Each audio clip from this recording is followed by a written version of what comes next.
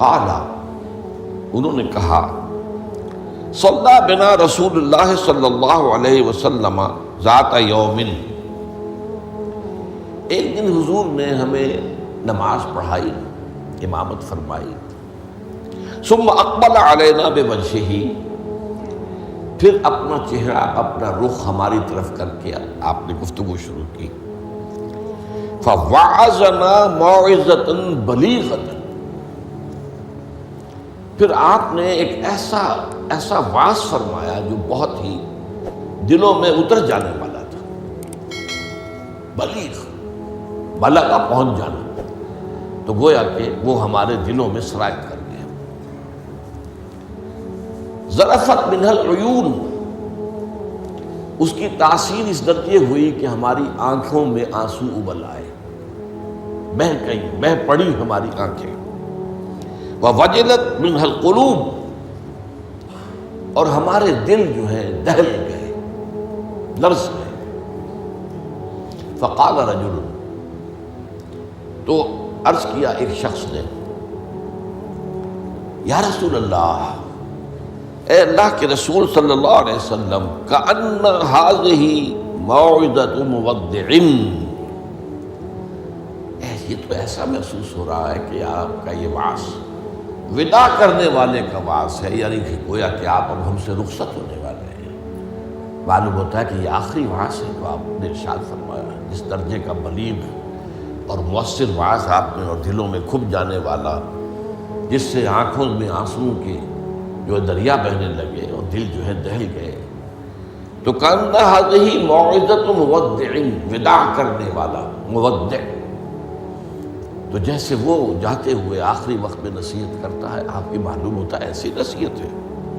فأوصنا، تو ہمیں ذرا مزید وصیت فرمائیے کہ آپ ہمیں کیا تاکید کر رہے ہیں، اگر یہ واقعی آپ کا اس دنیا سے رخصتی کا وقت قریب آ گیا ہے تو پھر ہمیں وہ باتیں بتائیے کہ جن کی ہمیں سب سے زیادہ ضرورت ہوگی۔ اب یہاں سے حضور کا قول شروع ہو رہا ہے۔ فقال، حضور نے فرمایا، اوصیکم بتقوی اللہ، سب سے پہلے تو میں وصیت کرتا ہوں تمہیں اللہ کا تقوی اختیار کرنے۔ تقوی کے معنی بہت مرتبہ بیان ہو چکے، بچنا، اور یہ تقوی ایک دنیا کا ہے، ایک آخرت کا ہے۔ دنیا میں معصیت سے بچنا، گناہوں سے بچنا، اللہ کی نافرمانی سے بچنا، شریعت کے حدود سے تجاوز کرنے سے بچنا، یہ بچنا ہے، بچ کر چلنا۔ جیسے کہ کسی گھنے جنگل میں سے گزرنا پڑے انسان کو، اور وہاں کوئی پگڈنڈی بھی نہیں، کوئی راستہ بنا ہوا نہیں، اونچی اونچی گھاسیں اور درخت ہیں، اور اگر وہ امیزون کا ٹاس ہو یا کانگو کا ٹاس ہو تو درختوں سے لٹکے ہوئے بھی سانپ موجود ہوتے ہیں۔ تو اب ظاہر بات ہے کہ آدمی کس طرح چوکنا ہو کر پھونک پھونک کر قدم رکھے گا، کہیں ایسا نہ ہو کہ کوئی سانپ کنڈلی مارے بیٹھا ہو اور میرا پاؤں اس پر پڑ جائے، یا اور کسی موذی جانور کا کوئی بھٹ ہو، کوئی بل ہو اور اس میں میرا پاؤں پڑ جائے۔ تو یہ بچ کر چلنا کہ لو سانس بھی آہستہ کہ نازک ہے بہت کام، آفاق کی اس کارگاہ شیشہ گری کا، ہر سانس کا لحاظ رکھو۔ تو سب سے پہلے تو اوصیکم بتقوی اللہ، نمبر 2 والسمع والطاعت، ایک نظم جماعت جو ہے، تمہاری اجتماعیت، صاحب باتیں میرے بات خلافت ہوگی۔ ابھی تو تم میری بات مان رہے ہو، میں اللہ کا رسول بھی ہوں، لیکن اب میرے بعد رسول تو نہیں ہوگا، نبی تو نہیں ہوگا، خلیفہ ہوگا، لیکن اس کے لیے بھی سمع و طاعت، اس کا حکم سننا اور ماننا، تاکہ رکھنے نہ پڑے، جماعتی زندگی میں افتراق نہ ہو۔ اس لیے کہ ظاہر بات ہے کہ United you stand, divided you fall. جب ڈویژن ہو جائے، اختلاف ہو جائے، تو پھر ظاہر بات ہے زوال آ جائے گا، اور یہ ہوا ہے۔ حضرت عثمان رضی اللہ تعالیٰ عنہ کی شہادت کے بعد سے وہ ڈویژن ہو گئی، شیعان عثمان، شیعان علی، اور پھر آپ کو معلوم ہے خانہ جنگی ہوئی۔ حضرت علی رضی اللہ تعالیٰ عنہ کا جو پورا عہد خلافت جو ہے وہ خانہ جنگی کی نظر ہو گیا۔ 1 لاکھ کے قریب مسلمان جو ہے ایک دوسرے کی تلواروں اور تیروں اور نیزوں سے ختم ہو گئے۔ تو ظاہر بات ہے کہ پھر زوال تو شروع ہو ہی جانا تھا۔ فرمایا والسمع والطاعۃ وإن كان عبدا حبشیا، خواہ تمہارا خلیفہ تمہارا امام چاہے ایک حبشی غلام ہو، یہ نہ سمجھنا کہ تم برتر ہو، اعلیٰ ہو، وہ ادنا ہے، وہ گھٹیا ہے، نہیں، حبشی غلام بھی ہو تو فَإِنَّهُ مَن يَعْشُ مِنكُم بَعْدِي فَسَيَرَىٰ اخْتِلَافًا كَثِيرًا، اس لیے کہ تم میں سے جو بھی میرے بعد زندہ رہے گا وہ بہت کثرت کے ساتھ اختلاف دیکھے گا کہ مسلمانوں میں اختلاف ہو جائے۔ اختلاف تو حضرت ابوبکر کے زمانے بھی ہوا، بس بات ہو گئی، اختلاف رائے ہو گیا، پھر فیصلہ ہو گیا، پھر سب عمل کر رہے ہیں۔ ایسا تو کبھی ہو ہی نہیں سکتا انسانی معاملات میں کہ اختلاف نہ ہو، لیکن اختلاف میں شدت ہو جائے، میری بات لازماً مانی جائے، یہ وہ چیز ہے ایجاب کل ذی رائے برائے ہی، کہ ہر شخص جو صاحب رائے ہے وہ اپنی رائے پہ اڑ جائے اور اسی کو اچھا سمجھے، تو پھر جماعت کیسے چلے گی؟ جماعت میں تو ظاہر بات ہے کہ کثر و انکسار کرنا پڑتا ہے، اپنی رائے کو پیچھے ڈالنا پڑتا ہے، امیر کی رائے کو ماننا پڑتا ہے۔ تو فرمایا فَإِنَّهُ مَن يَعْشُ مِنكُم بَعْدِي فَسَيَرَىٰ اخْتِلَافًا كَثِيرًا، اب وہ آیا جو اس موضوع سے متعلق ٹکڑا ہے، فَعَلَيْكُمْ بِسُنَّتِي وَسُنَّتِ الْخُلَفَاءِ الرَّاشِدِينَ الْمَهْدِيِّينَ، تو تم پر واجب ہے کہ میری سنت کو پکڑے رکھنا اور میرے خلفائے راشدین کی سنت کو پکڑے رکھنا، یہ تاکید، ان کی سنت کو مضبوطی کے ساتھ تھامے رکھنا۔ المہدیین، یہ جو خلفائے راشدین ہوں گے یہ مہدی ہوں گے، مہدیین ہدایت یافتہ ہوں گے۔ تمسکوها وعضوها بالنواجذ، دیکھو میری سنت کو اور میرے خلفائے راشدین کی سنت کو اپنے دانتوں سے پکڑ کر رکھو۔ یہ کچلیوں کے دانت جو ہوتے ہیں کسی شے کو پکڑنے کے لیے، درندوں میں آپ کو معلوم ہے یہ لمبی ہوتی ہیں کچلیاں، یہ چونکہ زندہ گوشت کو پھاڑنا ہوتا ہے، زندہ جانور کو یہ کچلیاں ہی ہوتی ہیں جو ان کو پھاڑتی ہیں، یہ آگے کے دانت کی کام نہیں کر سکتے۔ ہمارے ہاں چونکہ اب انسان جو ہے کچا گوشت نہیں کھاتا تو کچلیوں کی اتنی ضرورت نہیں ہے، تو چھوٹی رہی ہے، نشان تو ہے۔ تو فرمایا عضوا علیہا بالنواجذ، اپنی کچلیوں سے، دانتوں سے اسے پکڑ لو۔ وَإِيَّاكُمْ وَالْمُحْدَثَاتِ الْأُمُورِ، اور دیکھو ہرگز نئے پیدا ہونے والے معاملات کی پیروی نہ کرنا، یہ بدعت ہے۔ میں پچھلی مرتبہ بیان کر چکا ہوں، بدعت اور محدثہ، بدعہ محدثہ یہ ہم معنی الفاظ ہیں۔ وَإِيَّاكُمْ وَالْمُحْدَثَاتِ الْأُمُورِ فَإِنَّ كُلَّ مُحْدَثَةٍ بِدْعَةٌ وَكُلَّ بِدْعَةٍ ضَلَالَةٌ، اس لیے کہ ہر نئی پیدا شدہ چیز بدعت ہے اور ہر بدعت گمراہی ہے۔ میں نے اس اعتبار سے آپ کو یاد ہوگا کہ بدعت کے جو اسباب پیدا ہیں وہ بھی کل پچھلی مرتبہ بیان کیے تھے۔ بدعت کا ایک سبب یہ ہوتا ہے کہ جب دین کا ہمہ گیر تصور سامنے نہیں رہتا، دین کے ہمہ گیر تصور میں عبادات بھی ہیں، معاملات بھی ہیں، اور معاملات کی اہمیت زیادہ ہے۔ معاملات کی کوتاہی کو اللہ معاف نہیں کرے گا، عبادات کی کوتاہی کو اللہ معاف کر دے گا، وہ تو اللہ کے لیے ہے نا، تو اللہ تعالیٰ تو بہت معاف فرمانے والا ہے۔ یہ انسانوں کا حق اللہ کیسے معاف کرے گا؟ آپ نے کسی کا حق مارا ہے تو اس کا حساب کتاب تو ہو کر رہے گا، یا تو آپ کے کچھ برے اعمال، اس کے کچھ برے اعمال، گناہ آپ کے حساب میں آئیں گے، اور یا آپ کی کچھ نیکیاں ہوں گی تو وہ دے دی جائیں گی اس کو جس کا کہ حق آپ نے مارا۔ وہ گیو اینڈ ٹیک وہاں ہوگا، کریڈٹ ڈسکریڈٹ جو ہے وہ ہوگا، کریڈٹ اور ڈیبٹ وہ ہو کر رہے گی۔ اب تیسری چیز اور ہے، عبادات، معاملات، اور سب سے اوپر اللہ کے دین کو غالب کرنے کی جد و جہد۔ یہ ہم نے حضرت معاذ کی حدیث میں پڑھا ہے، وَضَرْبَتِ السَّلَامُ مِنْ الْجِهَادُ فِي سَبِيلِ اللَّهِ۔ اسلام ایک درخت کے مانند ہم نے دیکھا، وہاں حضور نے مثال دی، اس کی جڑ ہے وہ تو ہے شہادت لا الہ الا اللہ وان محمد رسول اللہ، ایک تنا ہے اقام الصلاۃ و ایتاء الزکوٰۃ و ضربۃ السلام منہ، اور آپ کو معلوم ہے کہ اصل جو درخت سے مطلوب ہوتا ہے وہ تو اوپر ہوتا ہے۔ ٹھیک ہے، بعض درختوں کی لکڑیاں بھی کام میں آ جاتی ہیں، جلا کے بھی لیتے ہیں یا وہ اس سے فرنیچر بن جاتا ہے، لیکن اصل جو ہے پودا لگایا ہے تو پھول کے لیے، پودا لگا درخت لگایا تو آم کے لیے، وہ کہاں ہوتا ہے؟ وہ تو جڑ میں تو نہیں لگتا، وہ تنے پر نہیں لگتے، وہ تو اوپر۔ تو وہ جو چوٹی ہے وہ جہاد فی سبیل اللہ ہے۔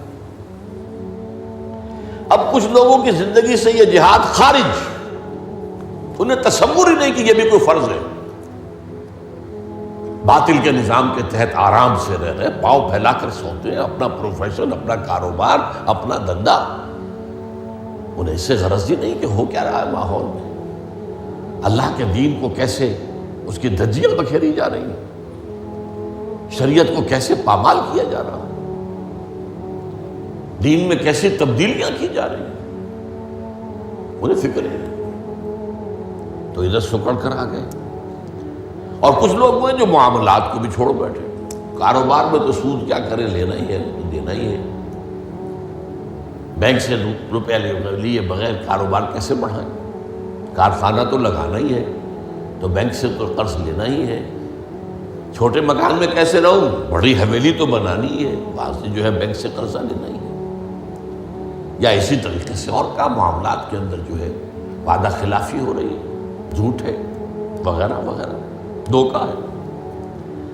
اب وہ دین سکڑا، ایک حصہ اقامت دین کی جد و جہد خارج از بحث، معاملات اس کے اندر بھی کمی، تو اب سارا جو گاڑھا پن ہے وہ عبادات میں آ گیا۔ میں نے مثال دی تھی آپ کو کہ ایک تشلا ہوتا ہے نا، اس میں پانی بھرا ہوا ہے، 1 انچ اونچا ہے، 2 انچ اونچا ہے، اسی کو آپ کسی جار میں ڈال دیجئے وہ 1 فٹ اونچا ہو جائے گا۔ تو جب آپ نے یہ بیس اس کا تنگ کر دیا، نہ اقامت دین کی جد و جہد رہی اور نہ معاملات کی پیروی رہی، تو سارا زور اب عبادات، ہر سال عمرہ فرما رہے ہیں، کمائی حرام کی ہے۔ کچھ لوگ ہیں بڑے فخر سے کہتے ہیں ہر سال حج کو جاتا ہوں اور میرا مصلی مقرر ہے پہلی صف کے اندر، وہاں شرطوں کو رشوت دیتے ہیں اور وہ ان کے مصلی محفوظ رکھتے ہیں، سمجھتے بڑی نیکی کا کام کر رہے ہیں۔ حالانکہ دیکھیے، میں خاص طور پر آپ کو بتا دوں، حضور صلی اللہ علیہ وسلم نے جو عمرہ قضا تھا صلح حدیبیہ کے بعد ہوا، اس کے بعد کوئی عمرہ نہیں کیا۔ سن 8 ہجری میں مکہ فتح ہو گیا، اس کے بعد تو آپ بادشاہ تھے، اب کون روکنے والا تھا؟ کوئی عمرہ نہیں کیا۔ وہ ساری جد و جہد دین کو غالب کرنے کے لیے ہو رہی ہے، آپ کا سارا وقت اس میں لگا ہوا ہے۔ پھر حج نہیں کیا، سن 8 میں رمضان میں مکہ فتح ہو چکا ہے، آپ حج کر سکتے تھے، سن 9 میں بھی نہیں کیا۔ قافلہ جو ہے حجاج کا وہ بھیج دیا، مدینے سے روانہ کر دیا، حضرت ابو بکر کو امیر الحج پر خود دی گئی۔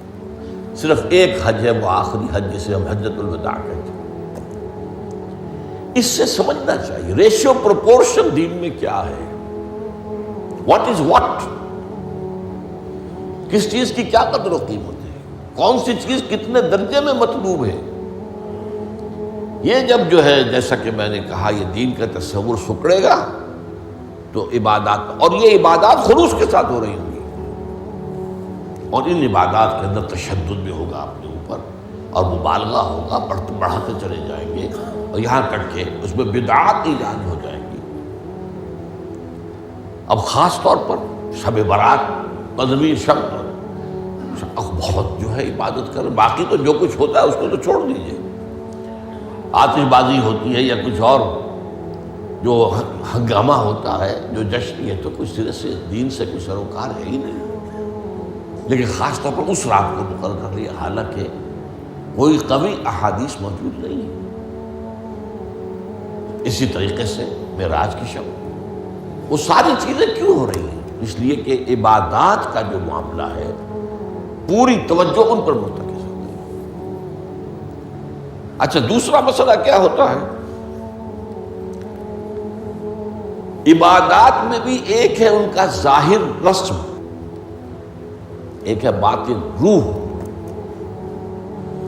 ایک نماز کا ظاہر ہے، فقہی طور پر آپ نے بالکل صحیح نماز پڑھ لی، صحیح وضو کیا، پھر اس کے بعد آپ نے تکبیر تحریمہ کہی، ہاتھ اٹھائے، باندھ لیے، ثنا پڑھی، فاتحہ پڑھی، کچھ اور قرآن کا حصہ پڑھا، پھر رکوع میں گئے، تسبیحات کی، پھر کھڑے ہو گئے، پھر سجدے میں گئے، پھر بیٹھے، پھر سجدے میں گئے، پھر اٹھ کھڑے ہوئے۔ یہ جو رسم نماز ہے، اس کی ظاہری شکل، رسم کہتے ہیں ظاہری شکل رہ گئی، رسم ازاں روح بلالی نہ رہی، فلسفہ رہ گیا تلقین غزالی نہ رہی۔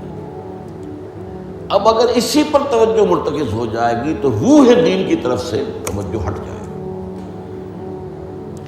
اس ظاہر کے بارے میں تو بڑی نیند میخ ہوگی، چھوٹی چھوٹی باتوں کے اوپر اختلاف ہو جائے گا، من دیگرم تو دیگری، یہ کیا کیا تو نے؟ آمین زور سے کہہ دیا، یہ ہماری مسجد میں آیا کیسے تو؟ آئندہ جرات نہ کرنا، ٹانگیں توڑ دیں گے۔ یہ کیا رفع دین کر رہے ہو؟ چھوٹی چھوٹی چیز، بڑی چیزیں سب ہضم، لکڑ ہضم، پتھر ہضم، سود ہضم، جھوٹے کاروبار سے آنے والی آمدنی ہضم، یہ اختلافات ہضم نہیں ہوتے۔ اس میں پھر رسومات کا اضافہ ہوگا، رسومات پر رسومات، رسومات پر رسومات۔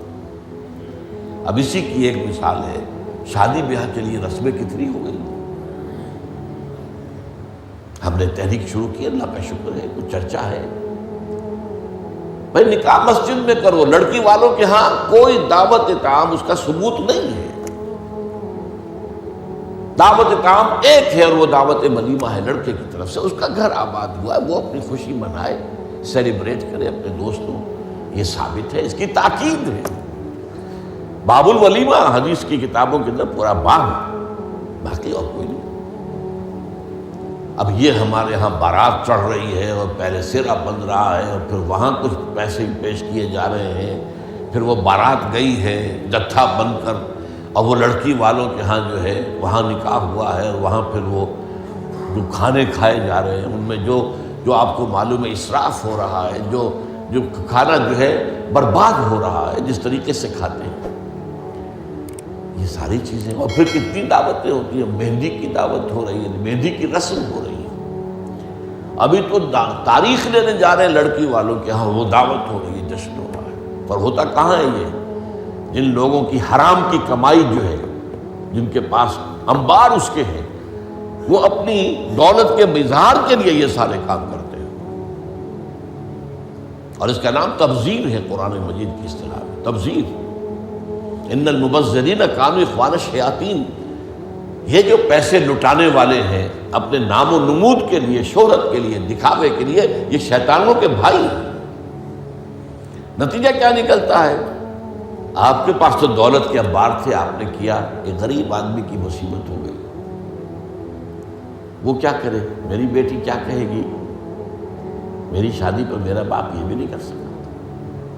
وہ کھاتے پورے کرتے ہیں جس طرح بھی ہو، کچھ بھی، کہیں حرام سے کمائیں، کہیں چوری کریں، کہیں ڈاکہ ڈالیں، کہیں رشوتیں لیں، جس کے ہاں چند بیٹیاں ہو جائیں اس کی نیندیں حرام ہو جاتی ہیں۔ جبکہ اسلام کا اصول یہ ہے، شادی میں لڑکی والوں کا ایک پیسہ بھی خرچ نہیں ہونا چاہیے،